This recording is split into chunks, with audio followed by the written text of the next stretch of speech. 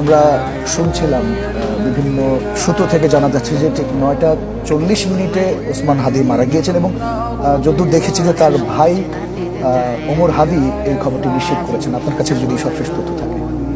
কিছুক্ষণ আগে বার্তাকক্ষে সংবাদটি এসেছে, যেই খবরটি পাওয়ার জন্য আসলে গোটা দেশবাসী অপেক্ষায় মোটেও ছিল না। আমরা কিন্তু সকাল থেকে সংবাদ পাচ্ছিলাম, এমনকি গত রাত থেকে সরকার থেকেও জানানো হয়েছিল যে ওসমান হাদির অবস্থা অত্যন্ত সংকটাপন্ন বলে জানিয়েছেন সিঙ্গাপুরের যে জেনারেল হাসপাতালের চিকিৎসকরা। এর প্রেক্ষিতে কিন্তু সরকারের পক্ষ থেকে প্রধান উপদেষ্টা সবাইকে ধৈর্য ধরার আহ্বান জানায় এবং আজকে সারাদিন এই ঘটনা আমরা খবর রাখছিলাম। আমরা জানছিলাম যে ওসমান হাদির আরও একটি সিটি স্ক্যান সম্পন্ন হয়েছে এবং তার মস্তিষ্কে অস্ত্রোপচারের জন্য পরিবারের পক্ষ থেকে অনুমতি দেওয়া হয়েছে।